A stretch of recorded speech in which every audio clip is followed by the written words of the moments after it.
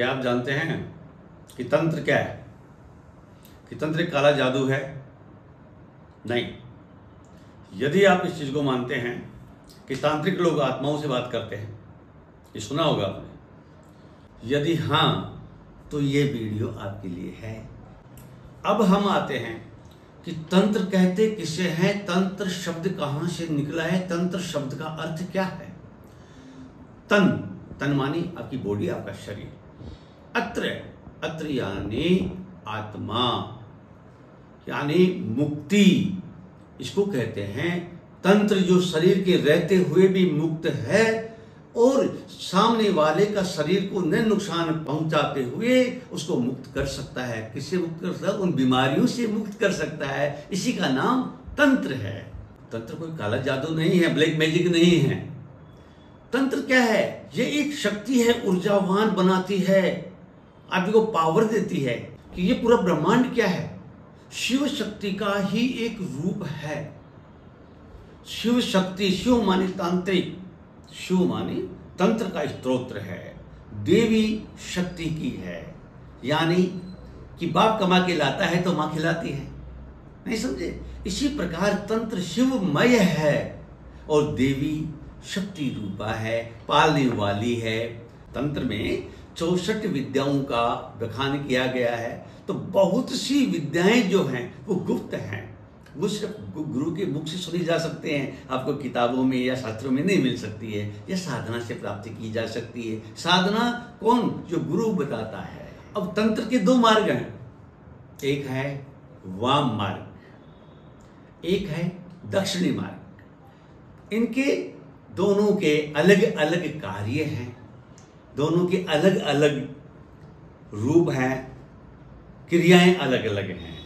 इसलिए दो ही मार्ग बताए गए हैं, वाम मार्ग और दक्षिणी मार्ग। वाम मार्ग के अंदर क्या है? भोग, योग, शक्ति, ये रहस्यमय चीजें जो होती हैं वो वाम मार्ग में बताई गई है। और दक्षिण मार्ग यानी सात्विक भी कह सकते हो उसको, दक्षिण मार्ग, इसके अंदर क्या है? इसके अंदर ध्यान, तप, योग के द्वारा की जाती है। यही फर्क है। कुछ लोग तंत्र का जो है ना प्रयोग गलत तरीके से करते हैं, कुछ अच्छा के लिए करते हैं। इसी से वो क्या है कि लोगों में एक डर समा गया कि तंत्र है क्या, ये तांत्रिक क्या कर सकता है। इसी की वजह से लोग तांत्रिक को डरते हैं या बात करना भी पसंद नहीं करते हैं। जैसे आपके पास पैसा है, आप उसको बुराई में कर सकते हो, उसको अच्छे कामों में लगा सकते हो। इसी प्रकार ये भी तप है। लोग मानते हैं कि तंत्र से क्या किसी को वश में किया जा सकता है, क्या किसी को हराया जा सकता है, क्या किसी को जिताया जा सकता है, क्या अपार धन या यश की प्राप्ति कर सकते हैं, क्या आत्माओं के दर्शन भी होते हैं तांत्रिक या करवा सकते हैं। क्या ये सच है? बिल्कुल 100% सत्य है, कहीं कोई शक नहीं है। मगर एक शर्त के ऊपर। वो शर्त क्या है? कि आप शुद्ध और सात्विक हैं, किसी के मतलब के लिए या किसी बुराई के लिए तो आप नहीं कर रहे हैं। और आपके पास भी क्या गुरु का सानिध्य है? गुरु कैसा होना चाहिए? गुरु मजबूत, एकदम फौलाद की जैसे, और आप गुरु के प्रति भक्ति आपकी बिल्कुल सही है, और तो आत्माओं से भी बात की जा सकती है। यह मैंने स्वयं अनुभव करके देखा है।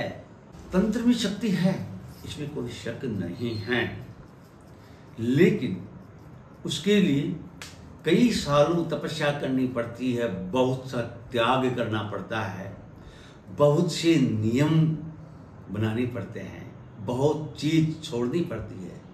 तंत्र एक क्या है? तंत्र एक वट वृक्ष है, कोई पपीते का पेड़ नहीं कि एक साल में तैयार हो गया, दूसरे साल में फल दिया, तीसरे साल में खत्म हो गया।